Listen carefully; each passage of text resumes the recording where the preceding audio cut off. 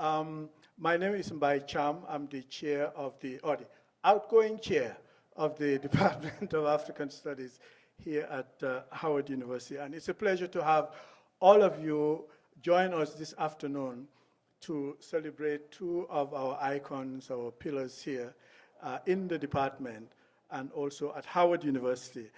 Before we start, I would like to have the cousin of Dr. Nyang and also our own Reverend Kanis Enyaka do the invocation. Muhammadu Jai is going to do the Islamic prayers, and then Kanis, if you can come up, we'll start with that. أعوذ بالله من الشيطان الرجيم بسم الله الرحمن الرحيم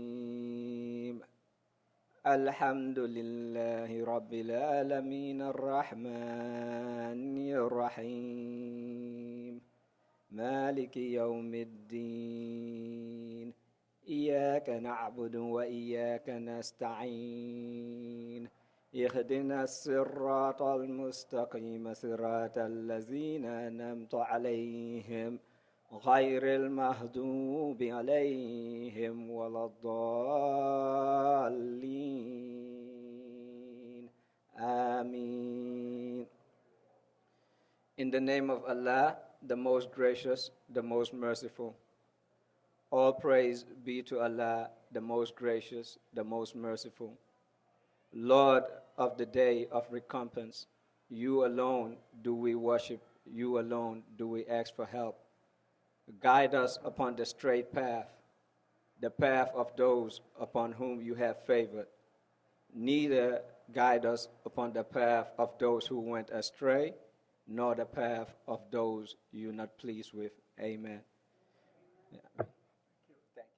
Most loving Father, we gather in your presence this afternoon to celebrate life, to celebrate dedication, to celebrate commitment.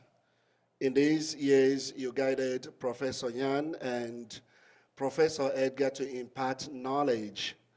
They led many people through the path of knowledge and knowing. This time, the whole department and all other friends have gathered to thank them for these wonderful years they spent working for you. As teachers, they evangelized, they transformed humanity in different capacities. We pray that your blessing will follow them. Give them strength of mind and body. Give them good health, that the years they're going to spend here on earth will be to your own glory. And all of us gathered here this evening to celebrate these great men will understand the beauty, the power of giving, and the word will continue to reign in the peace you offer us through Christ our Lord. Thank you, Muhammad. Thank you, Kanis. We are going to call on our dean, our leader at the College of Arts and Sciences, Dr. Bernard Mayer, to give a few words of welcome. Dr. Mayer is relatively new here at Howard. He started the beginning of this academic year, so he is completing his first full year as Dean of the College of Arts and Sciences. And I must say that if I have any regrets about leaving the position of chair at this moment, is that I'm going to miss really working very, very closely. I'm going to be working with him in another capacity going down the line. But for this past year that Dean Mayer has been here, I can say that, we see the indications, the signs of really very transformative changes coming down the line at Howard University, and not just in the College of Arts and Sciences. He's been really, really supportive of our department in particular and the entire faculty, and we're really very optimistic about what lies ahead. So we're very glad to have Dean May join us this afternoon. Thank you, Dean. Well, I want to thank you very much for those kind words. Yes, I am completing my first year. It has been a very interesting year, and when one says that word, one never knows what lurks underneath the hidden meanings thereof. But it has truly been interesting in every sense of that word that you may conjure up in your own mind. And so it has been a great pleasure working with Dr. Cham. Not just we're trading compliments here just because we're in front of you, but truly it has been, I have seen the dedication he has brought to the department, his genuine interest in transforming the lives of faculty and students alike. And as far as I can tell, he's done a wonderful job. So I want to congratulate him as he's ending his tenure as Chair of African Studies. We just actually honored him too with a number of chairs at our college faculty and staff awards ceremony, the inaugural one that we implemented this year, in order to boost our morale, to provide some tangible appreciation that for our faculty and staff that they so often lack. And we have had good reports that many people appreciate it, because it's very important to send the message that Howard University, you are Howard University. The faculty and staff and students at Howard University is what makes the university Howard University. In my view, I have tried to encourage the faculty, to assure them that in my view, the faculty form the heart of the institution. With respect to African Studies, when I came on May 11th of last year, the college was still in the throes of going through the appointments for promotion and tenure. And so my first interaction actually with anyone in the African Studies department was with the chair of the APT, Professor Edgar. And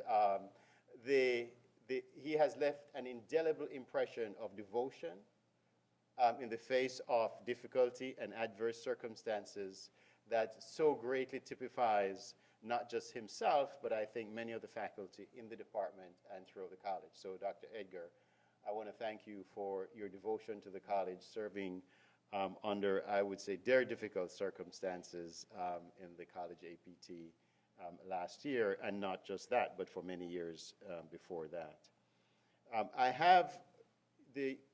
I'm very impressed with the Department of African Studies as we go through the search for not replacing Dr. Cham, but succeeding Dr. Cham, because no one is really replaceable. One thing has stood out as I interview the two candidates that I have seen so far is their impression of the positive impression that they have of the Department of African Studies. So the Department of African Studies is certainly a gem at Howard University, and we intend to continue to support it so that it may continue to thrive in a very beneficial environment. Our faculty, as I read the brief bios of our two retiring faculty, Professor Nyang and Professor Edgar, I'm very impressed that if these are two regular faculty members, we have indeed the best faculty members amongst all universities in the United States in African Studies. Because their work, Dr. Nyang has been awarded Lifetime Achievement Awards. Professor Edgar has studied internationally and is recognized internationally. And so I am very impressed with the quality of the faculty that has been attracted to African Studies, and continue to remain hopeful and very hopeful that, as Dr. Cham said, Howard University is even going to excel to a greater extent in the future. It would be interesting for you to know that I'm the new Dean of the College of Arts and Sciences, and there are 7 others like me across the university in the last 2 years. The entire cabinet at the presidential level is new. And so Howard University is poised to even make greater contributions in the future as it has in the past. And this is not to belittle the past achievements of Howard University, because it's an institution of international renown, but I think that we are still going to go to another level in the future.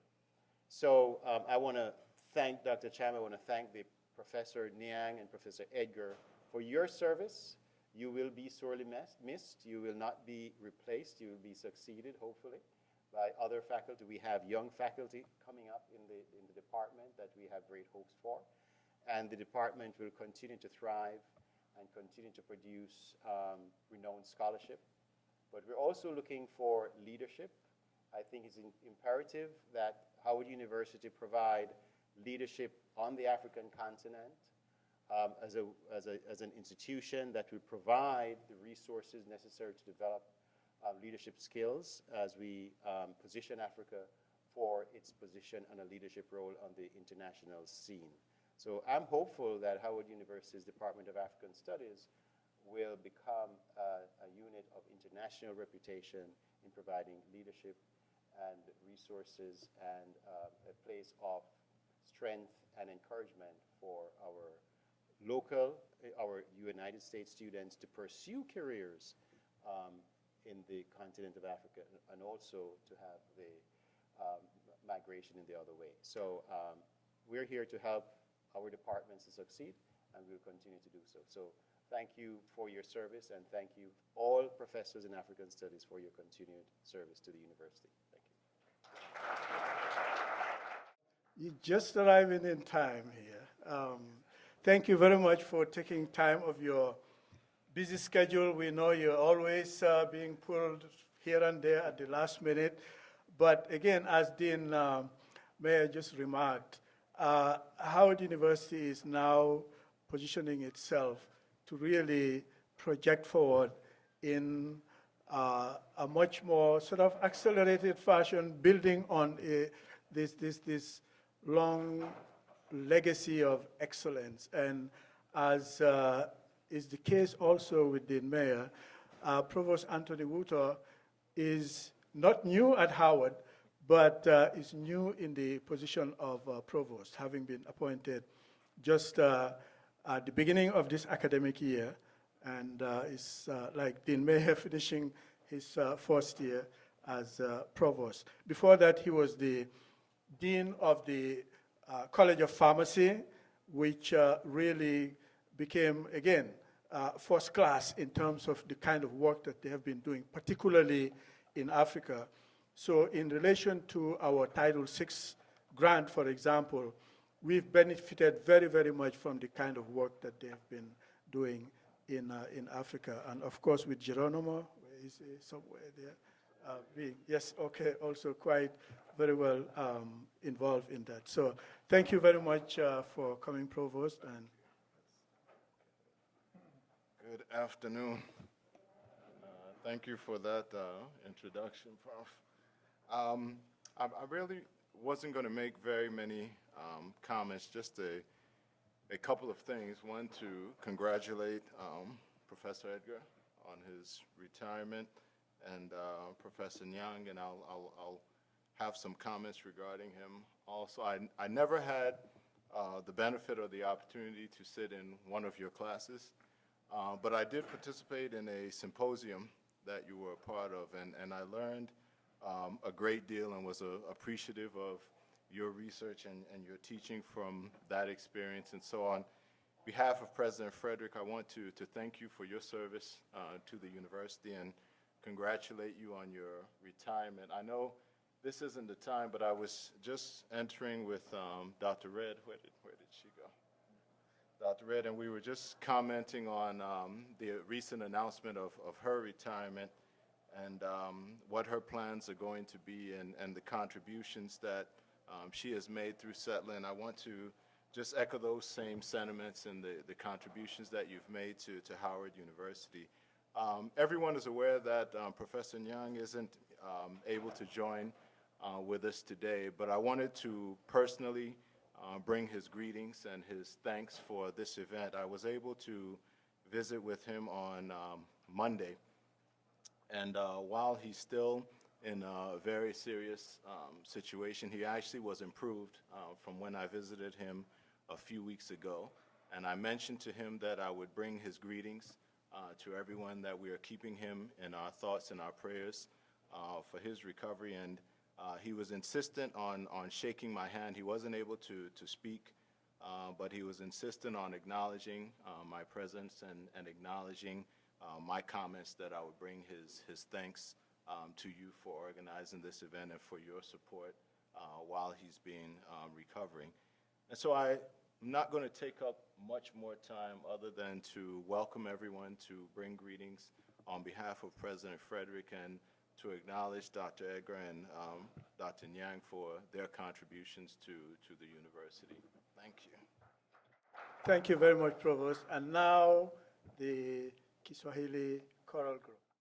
My name is Mkamburi Liabaya, and I have been a family of African studies for many years, from the little place that we had to where African studies. So Dr. Edgar and Dr. Nyang, we've known each other for a long time.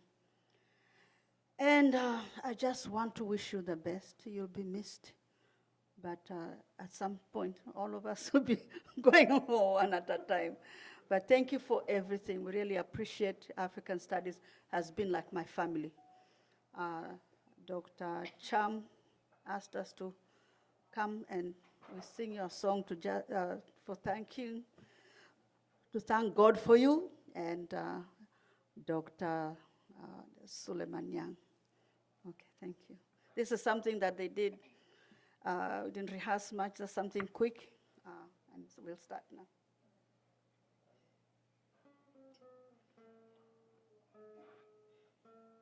Nasema asante, nasema asante, nasema asante, ewe Mungu wangu. I want to say thank you, Lord.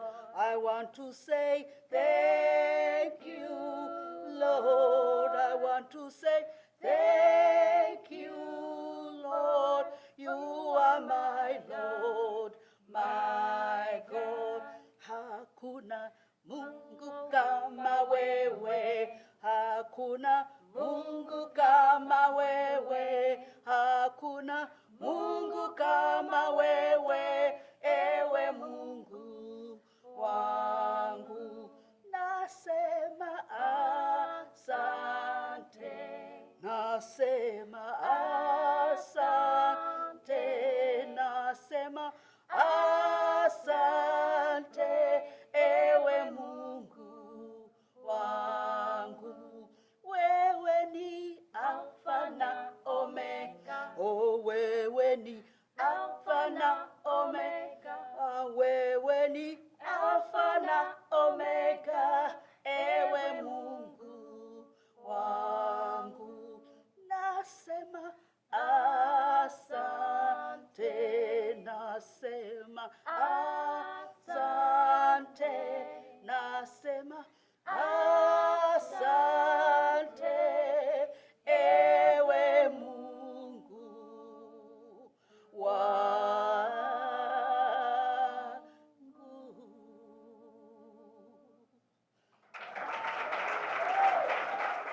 That was wonderful. Thank you very much. Thank you.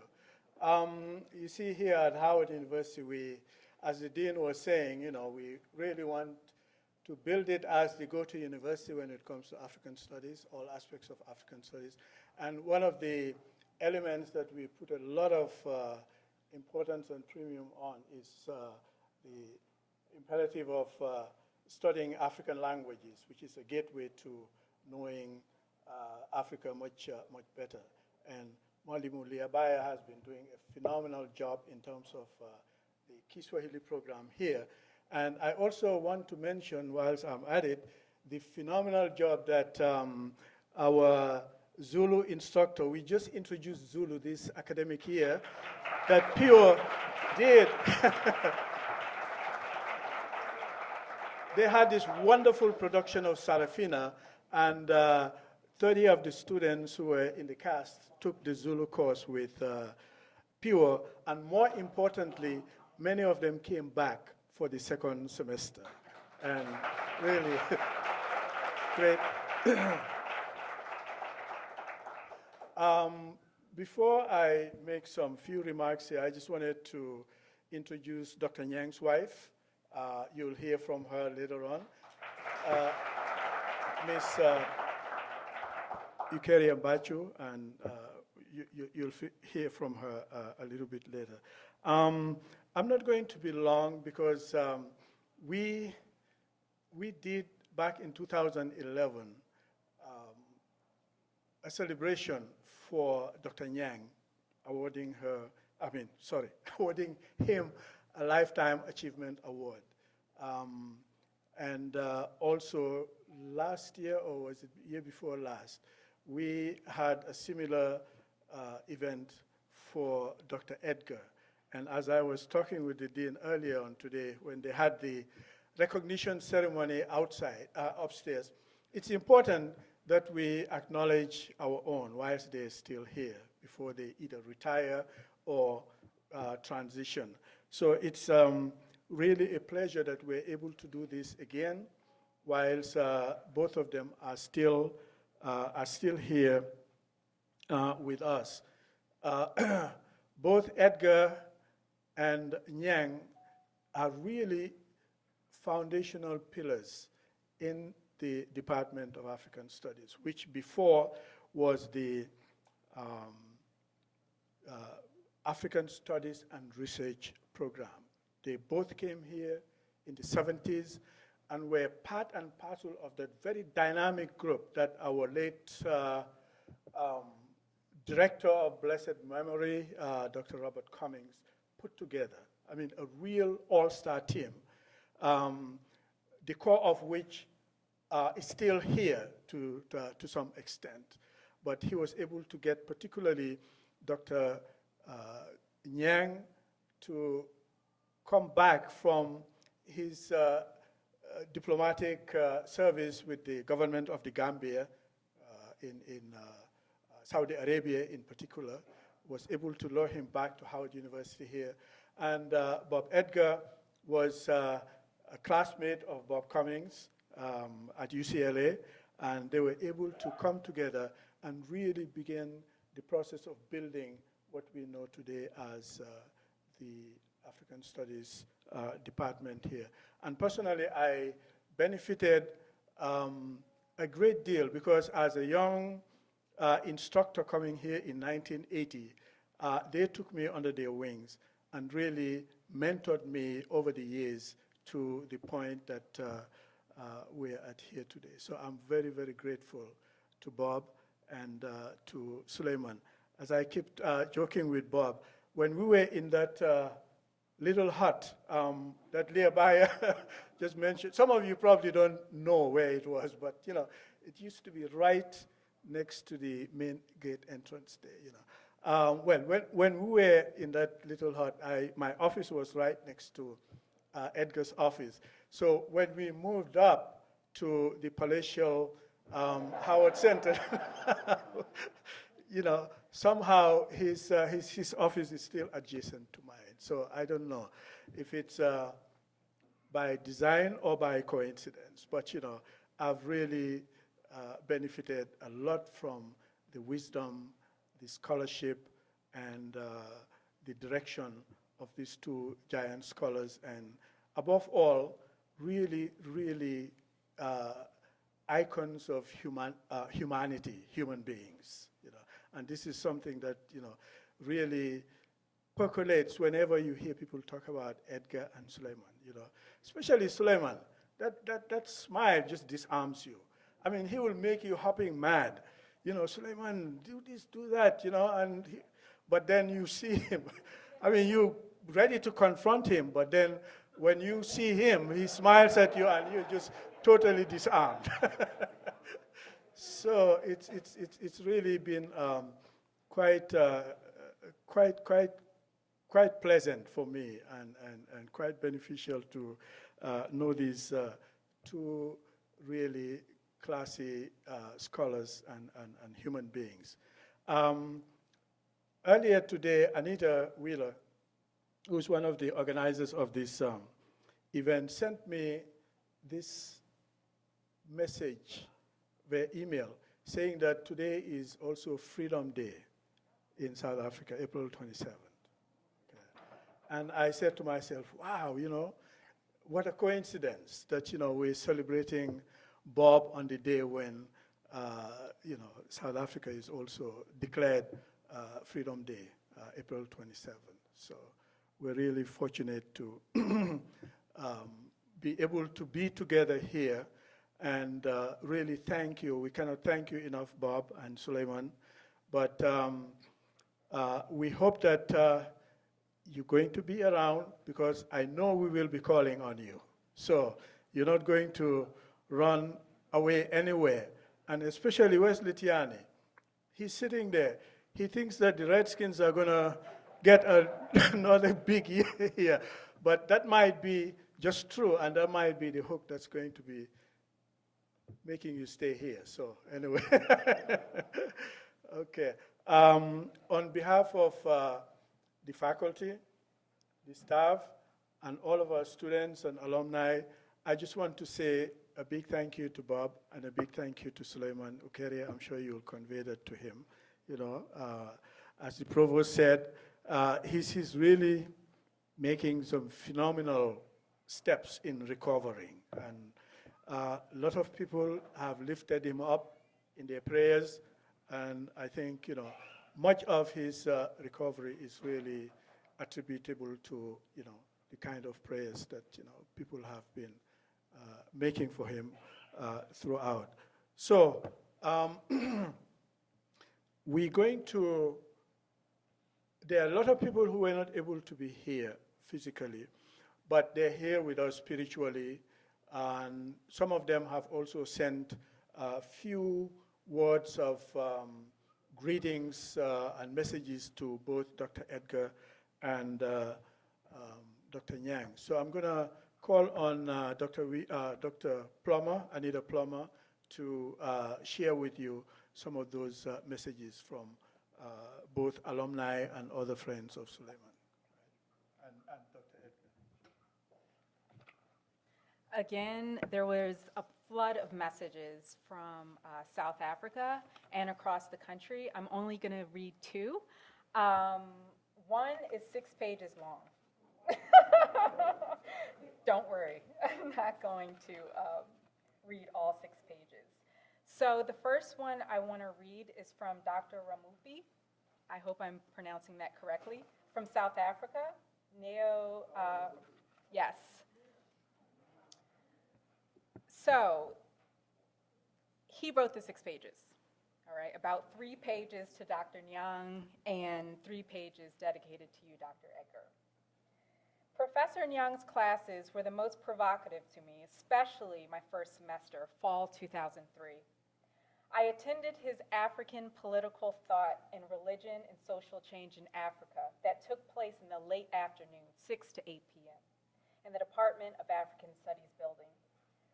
Remember, for all of my schooling and academic training in South Africa, it was laced with hidden history of the contributions of Africa to world civilizations and humanity that was at the heart of Bantu education and apartheid in its entirety.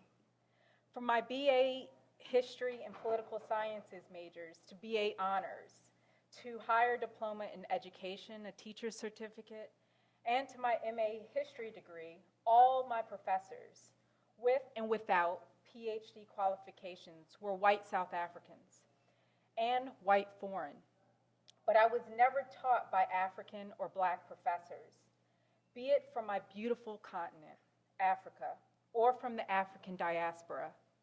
Injustice against the African majority in South Africa, which the current university students of South African universities fight for in the 21st century, and 22 years after our free and dumb, the current hashtag Rhodes Must Fall, hashtag Fees Must Fall, hashtag Afrikaans Must Fall, and other must fall movements in between must be understood from that perspective, namely that African and the Black majority in the universities in South Africa continues to be taught by whites and not adequate Black and African professors, especially with PhD degrees. I have a Howard African Studies major, but I am not teaching in the university in my homeland. Injustice continues in the post-apartheid education system. The point I make here is that Professor Nyang's classes were painful and liberating at the same time, because the real Africa in scholarship, Nyang was awakening in my consciousness, and I remembered Bantu Steve Biko telling us in Life and Death, quote, "The most potent weapon of the oppressor is the mind of the oppressed," end quote. It was greatly in those Nyang lectures in the cold, snowy fall that was my first in America that I had to painfully make a paradigm shift of the mind. From apartheid propaganda of my entire education, teaching, from schooling to universities, my university's MA degree, it was painful, but I was liberated scholastically and Africanized and in Black consciousness that was laying dormant. It was rudely awakened by Professor Nyang. In short, I became a Pan-Africanist scholar. So this is a message to Dr. Edgar. Professor Edgar is, for me, what Bob Marley says is the stone that the builder refuses is the cornerstone. Professor Edgar has been that for me since I landed in Dulles Airport in Washington, D.C. on my birthday on the 24th of August, 2003. It was a Sunday. He was there to pick me, and when I landed in March 2013 to defend my PhD dissertation, Professor Edgar was there to pick me up. I became very emotional talking about my relationship with Bob Edgar because he is white, and I ran away from white South African academics in my homeland and run into his humanity. We laugh all the time about it. It is Bob's big laughter that I miss when I do not call him or hear from him. That Neo, run away from South Africa, and you found Robert Edgar here at Howard. To go on, Bob and Litiani are my family members now. When they visit South Africa, they have a guest room in our home in Midrand, Gauteng province. Academically, Robert Edgar has been very influential, as radical as I think I am with my experiences with white academics and professors in my homeland. Edgar has really calmed me down without talking much. But just working, researching, writing, and most importantly, for continuing to read and give me feedback. Sometimes I did not like it, but he gave me feedback and told me, Neo, you know I will give you the truth. Bob Marley, like Bob Edgar, tells me all the time, the truth is an offense. Okay. I also want to give a message from Kara Moyer, who is not able to make it. Dr. Edgar is a masterful storyteller. He has a profound ability to make South African history come alive. I also worked with Dr. Edgar as a research assistant, and he was on my dissertation committee. That Dr. Edgar is well known and very respected in the field of African history is established. So instead, I want to speak about Dr. Edgar as a person. Dr. Edgar is a warm and supportive professor who cares deeply about his students, the department, and Howard. Fueled in part by his addiction to eBay, he would periodically order me books that were relevant to my interest in South African cinema. He would let me work when my work wasn't up to snuff or needed further thinking, but he would deliver this message in a way that encouraged me rather than criticize me. When my work was good or exceeded his expectations, he would be sure to let me know. He took an interest in my family, and he always inquires about my personal life. But perhaps most significantly, Dr. Edgar taught me what it means to be a responsible scholar. As an American studying in South Africa, it is important that I do not just take from South Africa to advance my interests or my career, but that I find ways to give back to South Africa through my research and scholarship. But also beyond that, Dr. Edgar has lived his life in this way. It has been 5 years since I graduated, and Dr. Edgar encourages me to call him Bob. But for me, calling him Dr. Edgar is a sign of love, respect, and affection.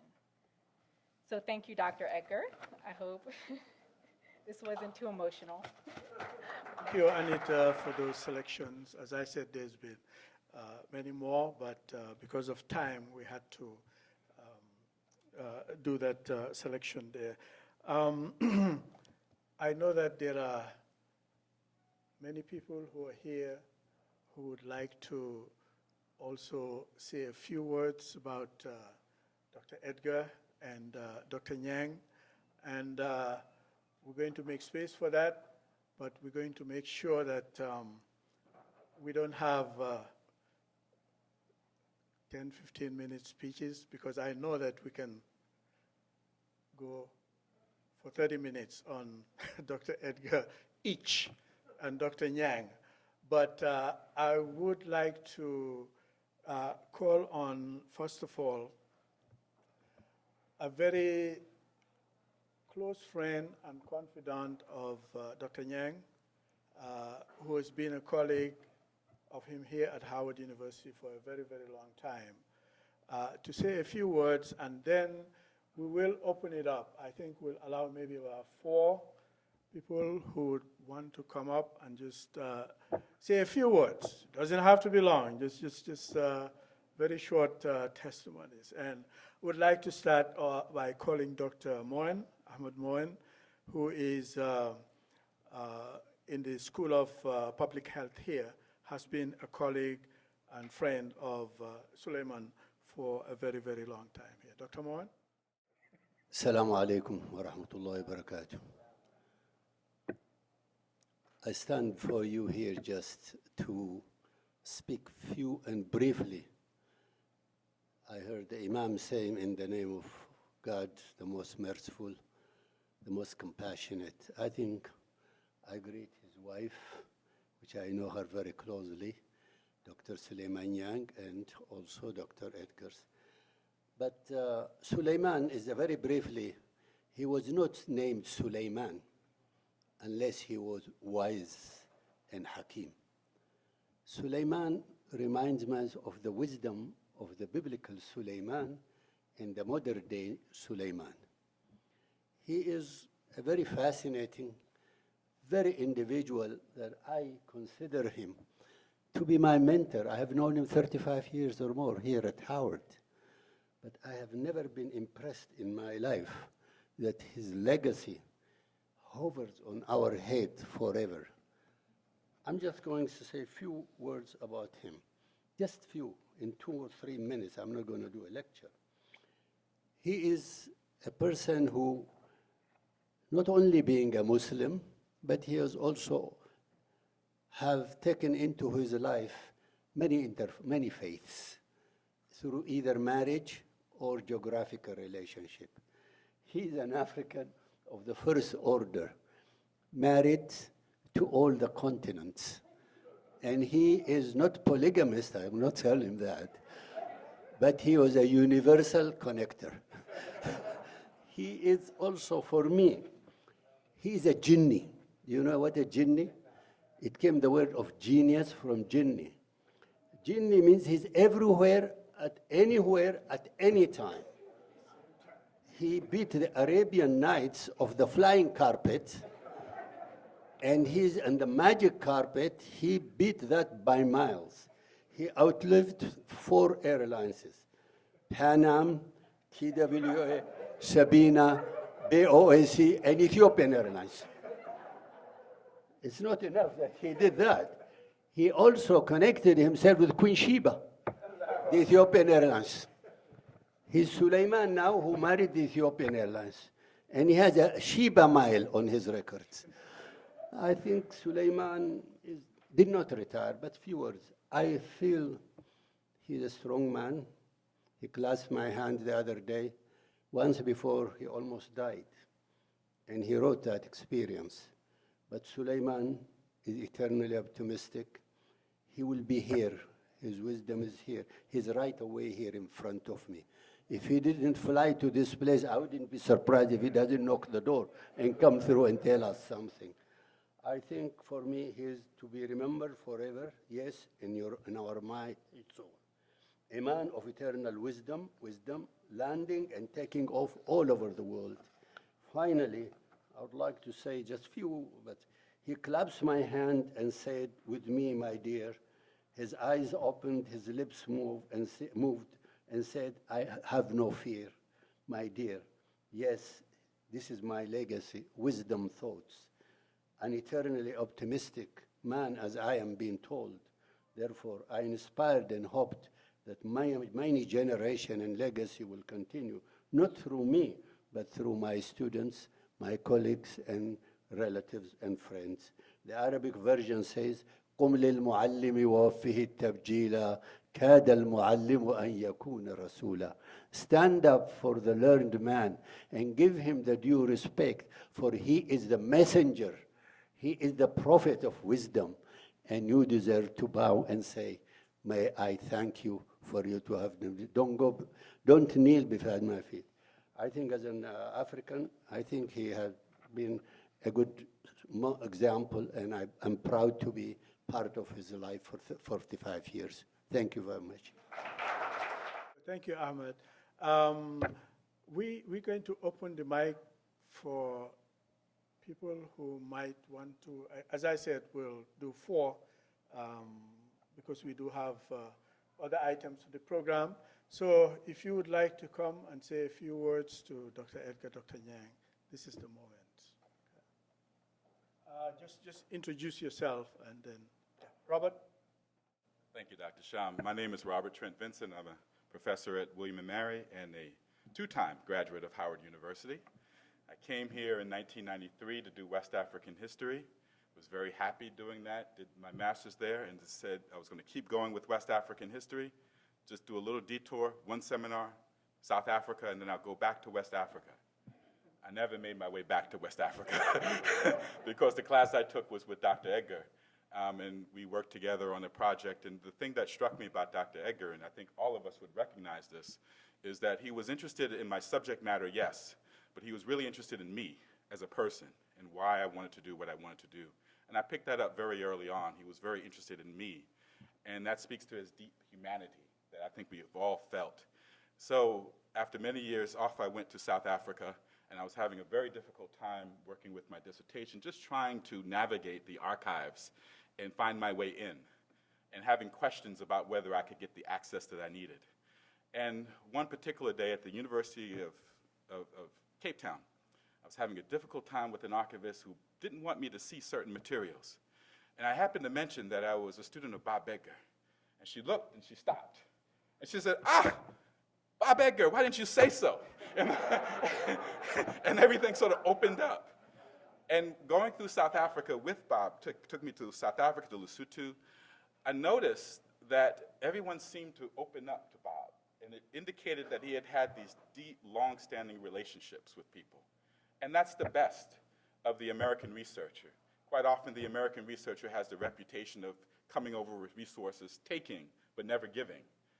Bob is just the opposite, and that was apparent with the communities that I met who knew Bob from the 70s, 80s. He came back every year and was the type of person where people spoke of him with such deep reverence. He would never tell you that. You would never know that. You have to see that. And the last thing I will say about Bob is that not only is he the model of scholarship and mentorship, but he was also, and still is, an activist engaged in the anti-apartheid struggle. And I've been salty with Bob over the years now because I keep coming across documents and archives in South Africa and England and the US, where there it is, Bob Edgar was at this protest, and there he was at this march, and he was engaged with this, and here's this activist telling me about what Bob did. And I have to come back to Bob and say, but we've known each other for 25 years, and you've never told me this. Why do I have to go 8,000 miles to know what you have done? But it just speaks to his humility. And not only his humanity, but his deep humility. He's the salt of the earth, really. And I'm very honored to say these few words for my mentor, Dr. Edgar. Good afternoon, everybody. My name is Laya Beguni. I thank God that Sulayman Nyang is making it. He will make it. He's a survivor. I thank God for his life. I've known Nyang. It's now 39 years. The first week he came back from Saudi Arabia to join African Studies. That was the first week I met him. And that day, he was interested in me. And we have been friends. He's a mentor, a professor, and a friend of mine. Nyang is a man of integrity, a believer, a man of God, and who has touched life of many people in this country and in the world, not only in America and Africa. He's an internationalist. Since I've been knowing him, academically, Nyang made me. I remember when I'm a graduate of the Department of African Studies, by the way. I graduated there in 1980 with my PhD. When I was forming my committee, I wanted Nyang to be the chair. Nyang insisted that I should write on Chief Awolowo in Nigeria. I said no. I was interested in the liberation movement in Southern Africa, and as a result, Professor Sirapio became my director of dissertation, but Nyang was on the committee. Anyway, by the way, he has touched my life and the life of everybody that I know. I pray for him that he's going to make it. He has done a lot for many people, not only me, but he meant a lot to me and my family, and his own family that I know since I've been knowing him since 1977. So I wish him quick recovery. And Dr. Edgar, as a colleague, we used to exchange books. When I write book, I give him a copy, and he gives me a copy of his own. But lately, he has not been writing anything. I don't know whether, because I've got 2 books I wanted to give him, but since he has not published, so I say when he publishes, I will give him, we exchange books. He's a good friend. I wish you long life. Assalamu alaikum. I was not direct student of Dr. Nyang. I was a student of George Mason University and Hartford Seminary. But I met him in Adams Center, a mosque. I was doing research on Muslim in America and their cyber presence. And since then, it's been like 8 years. Since then, he's been guiding me. Whenever I'm down, I just give him a call and I feel the power. I feel the, energy in him. And that can get me moving for another few months. And then again, when I'm down, I call him and I get back to my research. So, and when he is like sick in hospital bed, I miss him the most. Because right now, I don't have anyone to guide or give me that energy or empower me to search for new source. I wish him the best, Hope he will be with us very soon. Thank you. Many of you know Dr. Nyang within the context of Howard University. I am a Palestinian. Dr. Nyang to the Palestinian people is bigger than anything. He has done and sacrificed so much to stand up for the rights of Palestinians. And his journals, his writings, his work extends beyond any boundary. And forever, we are grateful for Dr. Nyang. He stands up for us wherever he may be. But on another side, I'm also an American, and I'm also a Muslim. And there's no one better than Dr. Nyang at advocating for American Muslims. And inshallah, his journal would again be resurrected. Dr. Nyang, when I came to Howard, I was a doctorate student here. Dr. Nyang, I found out that Dr. Nyang was here, and he, like I told you, for Palestinians, he's huge. This is a man who would go to any length in the State Department and speak on behalf of Palestinians. And remember, it's hard, somewhat hard, it's getting easier, somewhat hard for people to speak within academia to speak on Palestinians now. Just imagine what he's done since the beginning of his career as a member of this university and other universities. He's a courageous man. And that was well appreciated by all of us, because few speak truth when there is a price to pay for it. But that never deterred him. And that's why for us, he is a treasure. And he's never forgotten for his contributions in keeping and speaking truth to power. But when I came to Howard University, I had some electives. I finished my doctorate. I was working on my dissertation. He recommended I take a course with Dr. Moin. I think where is Dr. Moin? Yes, I did. And then he recommended I take another course with Dr. Moin, which I did. So I took 2 courses. And I took almost 5 courses at his department, and they were all taught by him. And by the end, I had so many credits, nobody could deny me exit. Anyway, I love that man. I came to the hospital, I couldn't see him, but I love him, and I will forever love him. He's a wonderful man. And by the way, he started a group called African Americans for Justice in the Middle East and North Africa. He and Cornwell West are members of it. And I think I approached many Howard University professors. I founded the group. He was the only one who accepted. So for whatever it's worth, he's a prize. Thank you so much. Thank you for those remarks. Couple of years ago when we had Zix Mda here to do that lecture in honor of Bob Edgar, he made the observation, and this is really reinforcing something that Robert Vincent was just talking about here.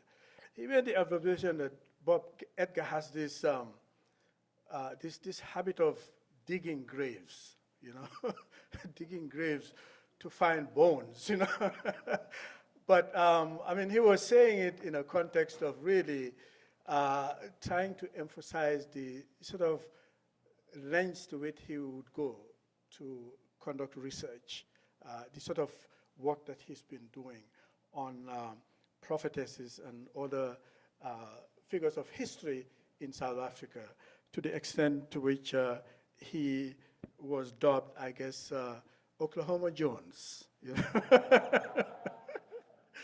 And for Sulayman, I grew up with Sulayman in the Gambia, in the capital city in Banjul.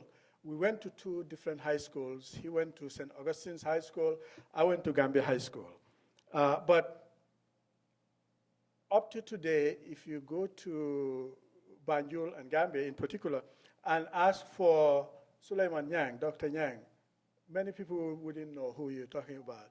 But if you say Buck, they say, oh yeah, everybody knows him by Buck. The story behind that is something else. I'm not going to, how he came to be known as Buck. But it's a name that really captures the sort of energy that he began to exhibit at that very young age. He was very, very much involved in student politics from high school, in labor politics, particularly the Gambia Workers' Union that took him to Eastern Europe at the time when the Cold War was taking place, to Bulgaria, Czechoslovakia, and all over all over Eastern Europe. So that is really the person that came to Howard University here and to the United States later on at Hampton University and then to University of Virginia. And the kind of activism that we're talking about here, that energy, and that commitment really have their roots back in his young days in the Gambia. So again, as I said, he's really been a mentor to me and an example to a lot of people in my generation and the younger generation that's coming up here. And so also with Bob Edgar, who, as you know, has been really one of those people who, not just the intellectual pillars of the anti-apartheid movement here, but outside of the classroom, outside of academia, as Robert Vincent has clearly pointed out here, was very active, in Washington, D.C. here during that moment that culminated in the formal dismantlement of apartheid back in the 90s. So again, Bob and Sulayman, we thank you very much. We know you're not going anywhere. So the students are still around here. They're still doing their research, their work, and I'm sure they'll be calling on you to come and serve on their committees and so on. Thank you very much.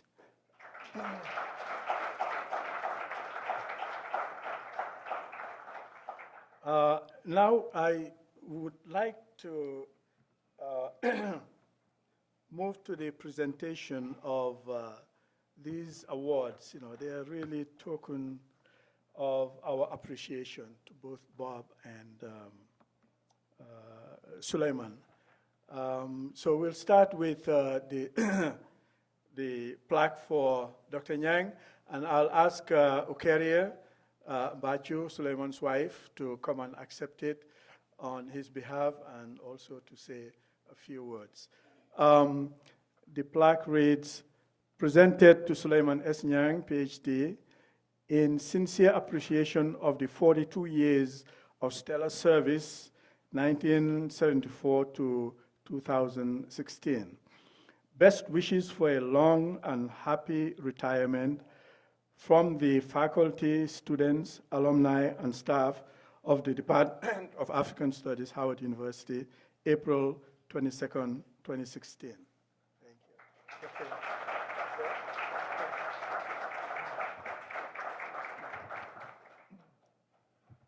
Thank you, everyone who is here today.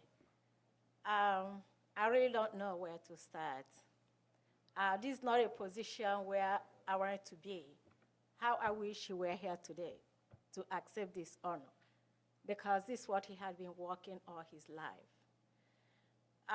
However, this morning, I went to the hospital before coming here, and I told him that I'll be coming to accept this in his honor.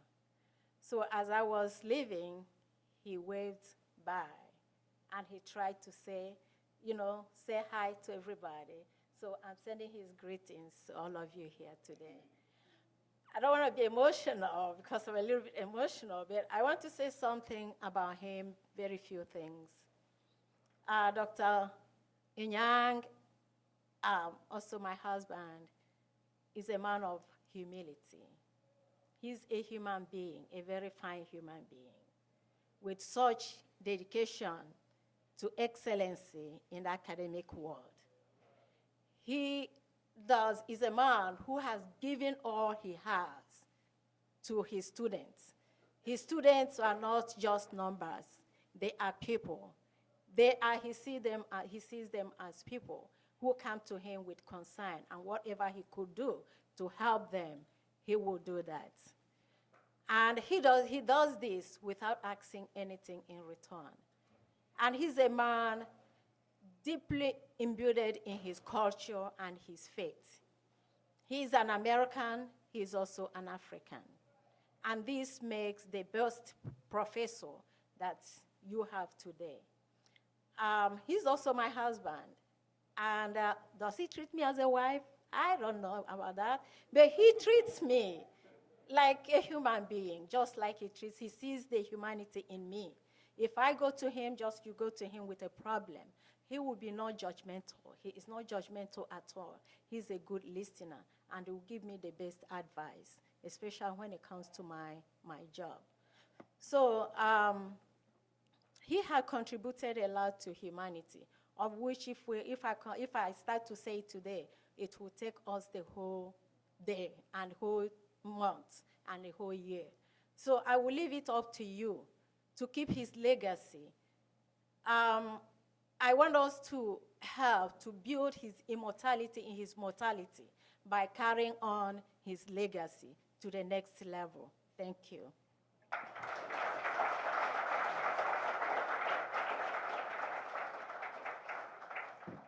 Okay, this is presented to Robert R. Edgar, PhD, in sincere appreciation of 39 years of stellar service, 1977 to 2016. Best wishes for a long and happy retirement from the faculty, students, alumni, and staff of the Department of African Studies, Howard University, April 22nd, 2016. Thank you.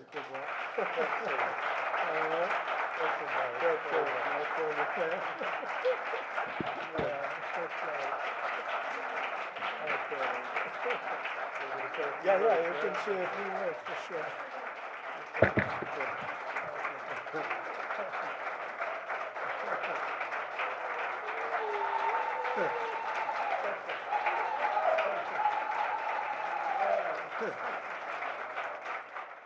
First, just let me say a few words about Sulayman, just to echo what other people have been saying. Over the past month, people have been coming into my office just telling stories about him giving personal advice. Where's Piwo?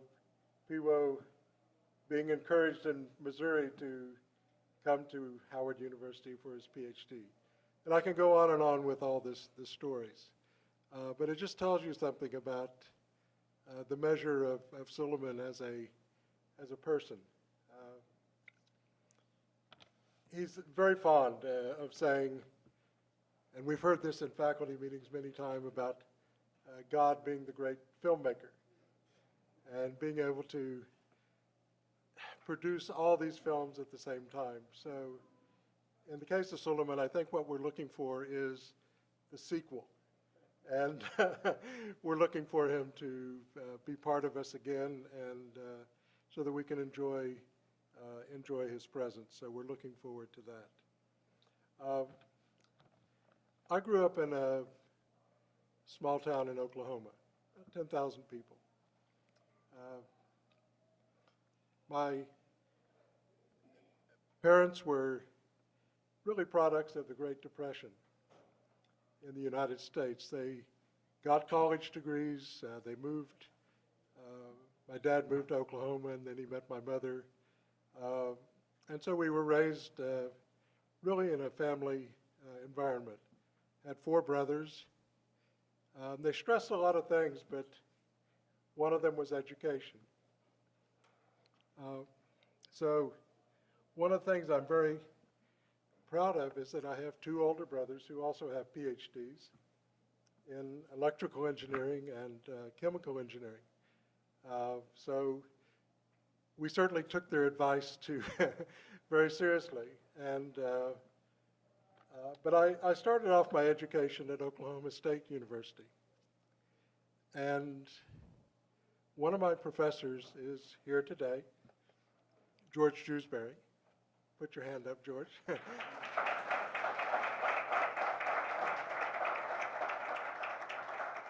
But I was a junior as an undergraduate, and he taught a course on Eastern European history. He came in and he said his teaching philosophy was controlled anarchy. But at any rate, we and his family became very close. He was kidding me as I came over, and it's true. Whenever I needed a bologna sandwich, I would go over to his house and have a meal. And then after they moved to Alexandria in the mid-1980s, when I brought my son back from Lesotho, they were really important supports. So thank you, George, for that.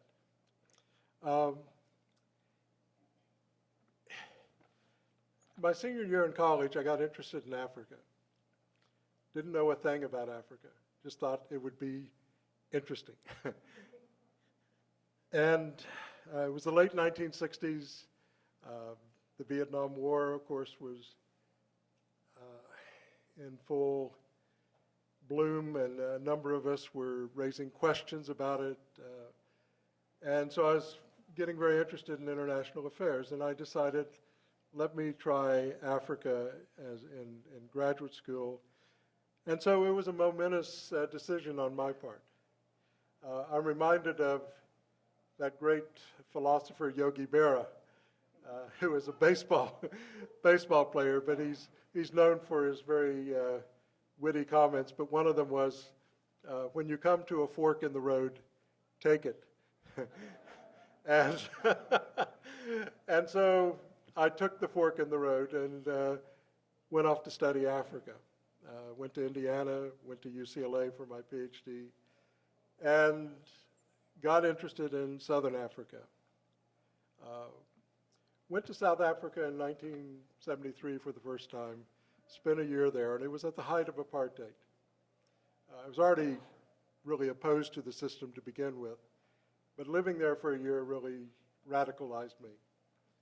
And so when I came back to UCLA, I got involved in anti-apartheid work in a major way. One of my classmates at that time, is Jean here? Yeah, there's Jean Tungara. She was at UCLA along with Bob Cummings and Mel Cummings. But as a result of that, I was, well, let's just say the South African government sent me a note saying, we don't want you to come back. And as a result of that, I shifted my attention next door to Lesotho. This was in the late 1970s. And so Lesotho became really a second home for me. It was an enormous opportunity because it was a very explosive situation with all sorts of things happening, not only in South Africa, but in Lesotho as well. And so I became very involved with a number of families and people who were engaged in politics during the years that I was working on Lesotho and actually teaching at the university. Howard has been very good to me in the sense of giving me space to go to other places, teach at other universities, especially in Africa. So I was at the National University of Lesotho. And I started working on a South African political leader who was in exile in Lesotho. And it just so happened his next door neighbor was this young man, Litiani. Now I get emotional. But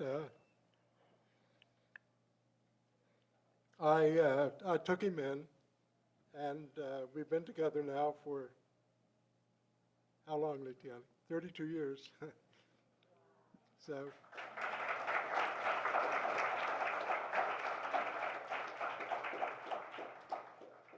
Thanks.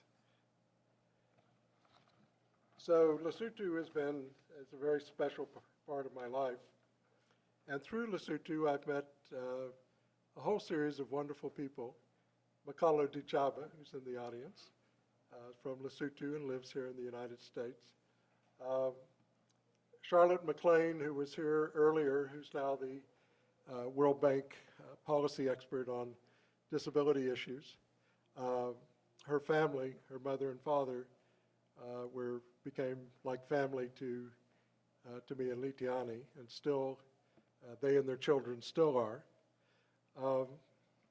And so Lesotho remains a really important part of my life. Then, of course, we've got Howard University, which I came to in 1977. I think my parents would be quite amazed that I stayed at one place for 39 years. And it's just they wanted me to be they wanted me to be stable. And Howard has provided that kind of stability, even though I've needed some people to protect me at times from my worst instincts. But I've been very fortunate since I've been at Howard to benefit from some outstanding leaders and also from some very important colleagues from the get-go, but also people who have been hired more recently. Bob Cummings was really important to me because he really brought me into the program in African Studies, gave me space, encouraged me in my activism. He also had an activist streak. He protected me on occasions, especially when I was coming up for tenure. That was extremely important. So Bob is always, I really credit him with establishing a foundation from which my career has been built. Sulayman, of course,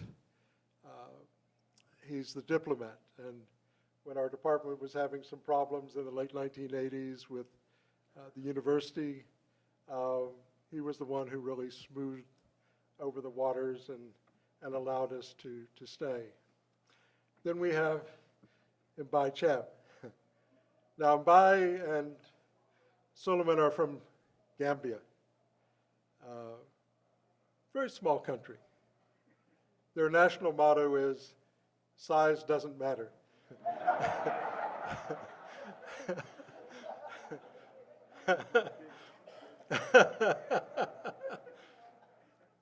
But, you know, observing Mbai operate as a colleague, but also as a department chair, he's really been magnificent in terms of really seeing our department through some tough times, but also building the department.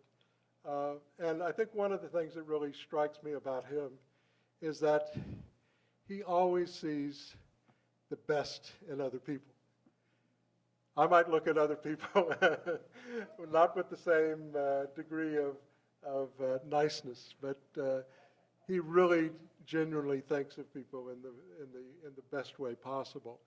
And I've tried to learn from it. I'm not sure I've accepted his approach, but I've certainly been impressed and admiring of what he's done. Through Washington, D.C., I've met a lot of different people who have contributed to our department. Some of them are here today. One is a graduate, Angel Batiste, and I'm really happy she came today from the Library of Congress. Tom Mann, some of you who have been in my scope class will remember Tom because he's a reference librarian at the Library of Congress, and he's the one who mentored you and introduced you to the Library of Congress. So I'm very happy he was able to join us today. Special shout out to Robert Vinson, who's become a very close friend. You know, the thing that I think all of us faculty appreciate or would like to see in our students is that sooner or later they actually become our mentors. So now when I write something, I send it to him for his critical comment. So I think that tells you about how he's emerged as a really significant scholar in our field. My colleagues, the faculty, I'd have to go through each of you, and I can't do that in the time I have. But as I look at my colleagues around the room, I just have an enormous appreciation of your support and friendship over the years. It's really meant a lot to me to have you as colleagues and friends, and I know that's not going to end as I leave Howard University. Students, former students, I see so many of you around the room here, and I think it's a testament to Sulayman and myself that you really are the heartblood of our program.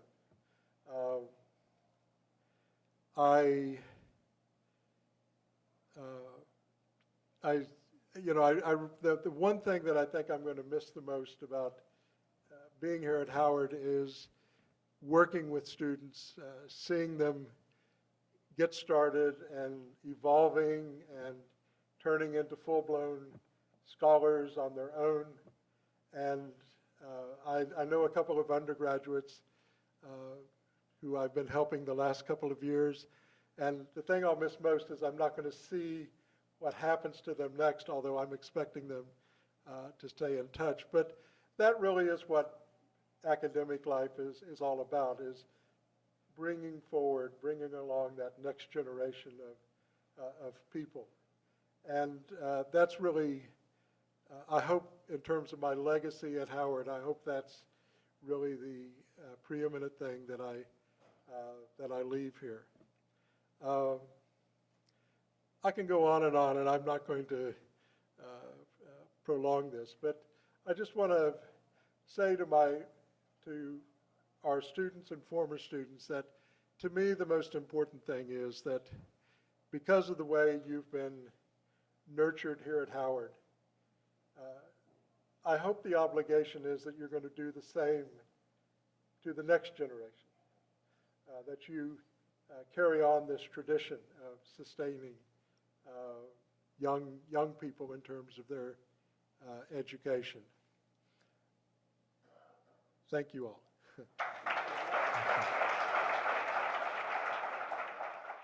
Earlier today, at the college award ceremony that the dean referred to earlier in his remarks, Bob Edgar was awarded the mentoring, undergraduate and graduate mentoring, was given that award in his absence. They have the plaque. They're going to deliver it to the department. So you're on a roll, Bob. You have 2 awards. You have 2 awards today. And in the same vein, you know, we also had a big recognition also for Ms. Pratt, who was awarded the Outstanding Administrative Award. You know.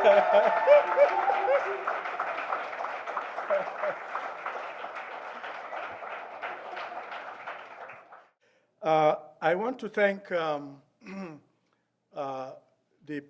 committee that was responsible for putting this together. It is a social committee of the department. It's a newly created departmental committee, and the people involved in it were Anita Wheeler, Anita Plummer, Dr. Anita Plummer, Dr. Flori Bugarin, who is, she had to leave here. Dr. Almaz Zodi is there, okay? And Dr. Alam Hailu.